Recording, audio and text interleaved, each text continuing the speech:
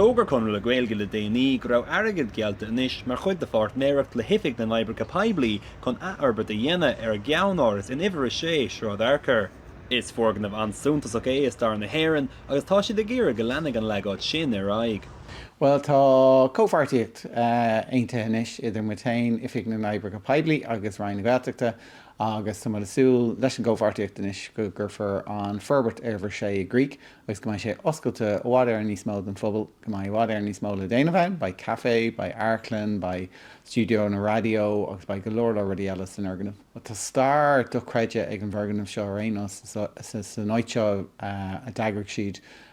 is ook a cogan na Saoirse agus bhí Michael Collins agus glór daoine eile ag feidhmiú ón teach, so tá si go maith mar sin oscailta den phobal. A chuimh na Gaeilge de ba sé mar leor anad Gaeilge de bhlá lia ba serviceí agus áisnar ar fáil an seo gur fé le daoine úsáid chun daoine sppraga chuimh na teanga de agus chun takeí a chur fáil de tailig agus eile freisin. Tá an bonús atá i gcónaí ná bhfuil agus na craomhacha agus so tá si sin fíor habhraach bhfuil muid ag freastal ar an bobal agus na mínta atá acu agus fí láthair maiile líam mar hapla ní féidir teach ar cupán cafe as Gaeilge óibh